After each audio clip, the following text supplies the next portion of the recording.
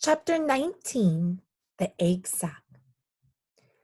Next morning, when the first light came into the sky and the sparrows stirred in the trees, when the cows rattled their chains and the rooster crowed and the early automobiles went whispering along the road, Wilbur awoke and looked for Charlotte. He saw her up overhead in a corner near the back of his pen. She was very quiet. Her 8 legs were spread wide. She seemed to have shrunk during the night. Next to her, attached to the ceiling, Wilbur saw a curious object. It was a sort of sack or cocoon. It was peach-colored and looked as though it were made of cotton candy. "Are you awake, Charlotte?" he said. "Yes," came the answer. "What is that nifty little thing? Did you make it?" "I did indeed," replied Charlotte in a weak voice. "Is it a plaything?" "Plaything? I should say not. It is my egg sack, my magnum opus." "I don't know what a magnum opus is," said Wilbur. "That's Latin," explained Charlotte. "It means great work. This egg sack is my great work, the finest thing I have ever made." "What's inside it?" asked Wilbur. "Eggs?" 514 of them," she replied. 514, said Wilbur. "You're kidding." "No, I'm not. I just counted them. I got started counting, so I just kept on, just to keep my mind occupied." "It's a perfectly beautiful egg sack," said Wilbur, feeling as happy as though he had constructed it himself. "Yes, it is pretty," replied Charlotte, patting the sack with her 2 front legs. "Anyway, I can guarantee that it is strong. It's made out of the toughest material I have. It is also waterproof. The eggs are inside and will be warm and dry." "Charlotte," said Wilbur dreamily, "are you really going to have 514 children?" "If nothing happens, yes," she said. "Of course, they won't show up till next spring." Wilbur noticed that Charlotte's voice sounded sad. "What makes you sound so downhearted? I should think you'd be terribly happy about this." "Oh, don't pay any attention to me," said Charlotte. "I just don't have much pep anymore. I guess I'd feel sad because I won't ever see my children." "What do you mean you won't see your children? Of course you will. We'll all see them. It's going to be simply wonderful next spring in the barn cellar with 514 baby spiders running all around the place. And the geese will have a new set of goslings, and the sheep will have their new lambs." "Maybe," said Charlotte quietly. "However, I have a feeling I'm not going to see the results of last night's efforts. I don't feel good at all. I think I'm languishing, to tell you the truth." Wilbur didn't understand the word languish, and he hated to bother Charlotte by asking her to explain, but he was so worried he felt he had to ask. "What does languishing mean?" "It means I'm slowing up, feeling my age. I'm not young anymore, Wilbur, but I don't want you to worry about me. This is your big day today. Look at my web. Doesn't it show up well with the dew on it?" Charlotte's web never looked more beautiful than it looked this morning. Each strand held dozens of bright drops of early morning dew. The light from the east struck it and made it all plain and clear. It was a perfect piece of designing and building. In another hour or two, a steady stream of people would pass by, admiring it and reading it and looking at Wilbur and marveling at the miracle. As Wilbur was studying the web, a pair of whiskers and a sharp face appeared. Slowly, Templeton dragged himself across the pen and threw himself down in a corner. "I'm back," he said in a husky voice. "What a night!" The rat was swollen to twice his normal size. His stomach was as big around as a jelly jar. "What a night," he repeated hoarsely. "What feasting and carousing!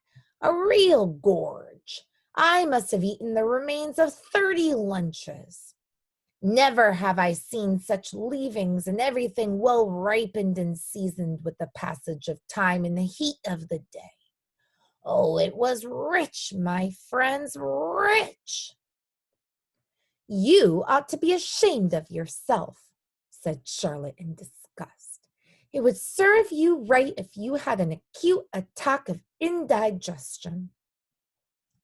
"Don't worry about my stomach," snarled Templeton.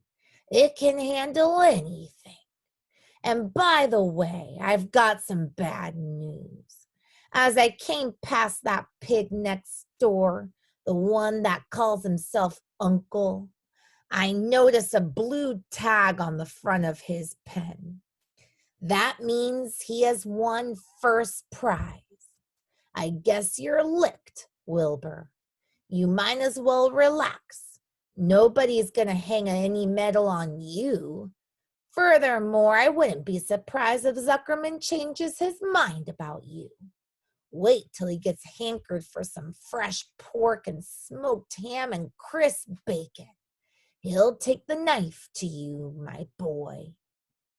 "Be still, Templeton," said Charlotte. "You're too stuffed and bloated to know what you're saying. Don't pay any attention to him, Wilbur." Wilbur tried not to think about what the rat had just said. He decided to change the subject. "Templeton," said Wilbur, "if you weren't so dopey, you would have noticed that Charlotte has made an egg sac. She is going to become a mother.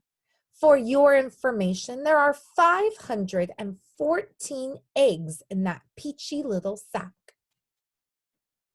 "Is this true?" asked the rat, eyeing the sack suspiciously.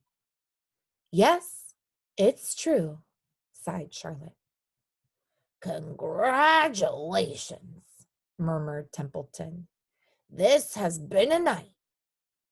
He closed his eyes, pulled some straw over himself, and dropped off into a deep sleep.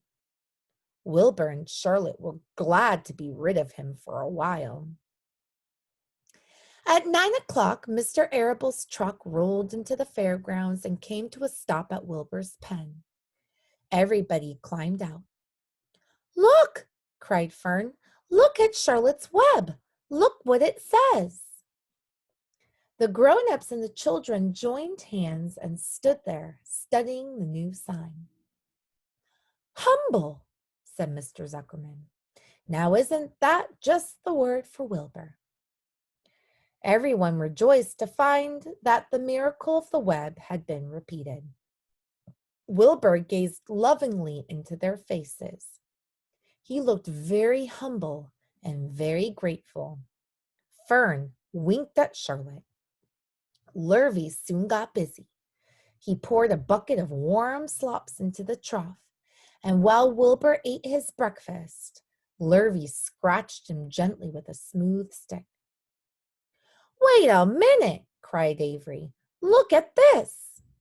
He pointed to the blue tag on Uncle's pen. "This pig has won first prize already." The Zuckermans and the Arables stared at the tag. Mrs. Zuckerman began to cry. Nobody said a word. They just stared at the tag. Then they stared at Uncle. Then they stared at the tag again. Lurvy took out an enormous handkerchief and blew his nose very loud. So loud, in fact, that the noise was heard by stable boys over at the horse barn. Can I have some money? Asked Fern. I want to go out on the midway. You stay right where you are, said her mother. Tears came to Fern's eyes. What's everybody crying about? Asked Mr. Zuckerman. Let's get busy. Edith, bring the buttermilk. Mrs. Zuckerman wiped her eyes with her handkerchief. She went to the truck and came back with a gallon jar of buttermilk. Bath time, said Zuckerman cheerfully. He and Mrs. Arable and Avery climbed into the pig pen.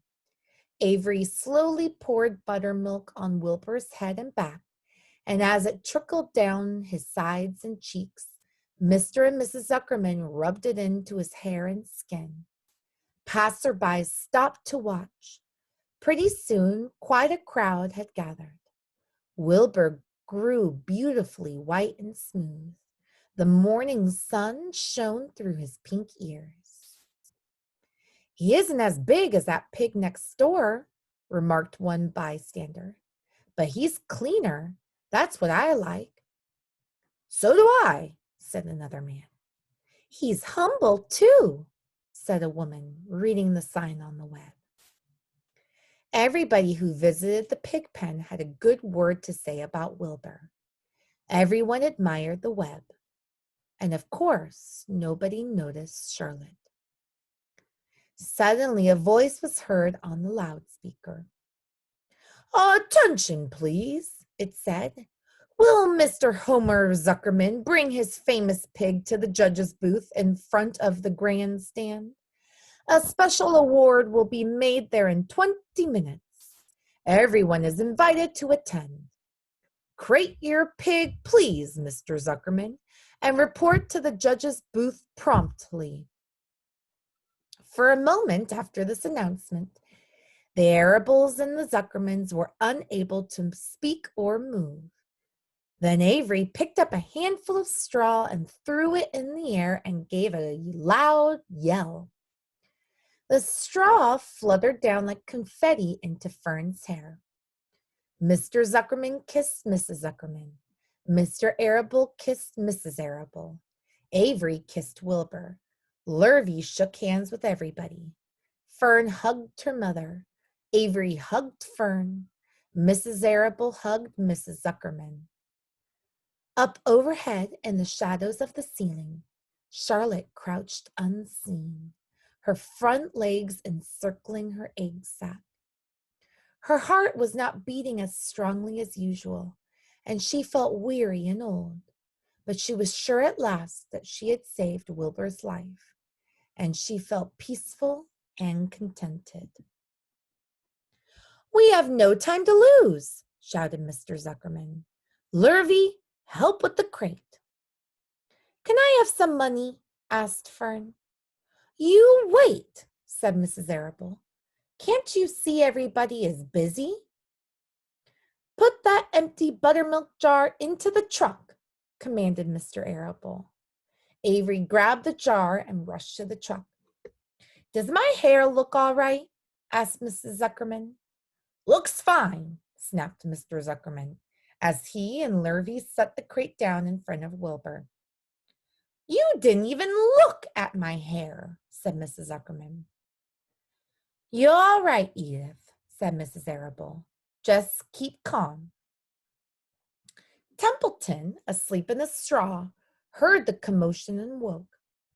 He didn't know exactly what was going on, but when he saw the men shoving Wilbur into the crate, he made up his mind to go along. He watched his chance, and when no one was looking, he crept into the crate and buried himself in the straw in the bottom. All ready, boys, cried Mr. Zuckerman. Let's go. He and Mr. Arable and Lurvy and Avery grabbed the crate and boosted it over the side of the pen and up into the truck. Fern jumped aboard and sat on top of the crate. She still had straw in her hair and looked very pretty and excited. Mr. Arable started the motor. Everyone climbed in, and off they drove to the judge's booth in front of the grandstand. As they passed the Ferris wheel, Fern gazed up at it and wished she were in the upmost car with Henry Fussy at her side. And next time, kiddos, we'll read chapter 20, The Hour of Triumph. And again, because this X stands for 10, it's 10 plus 10, or 20. And a triumph is like a celebration, a win. And so it's the hour of winning. All right. Until next time, adios for now.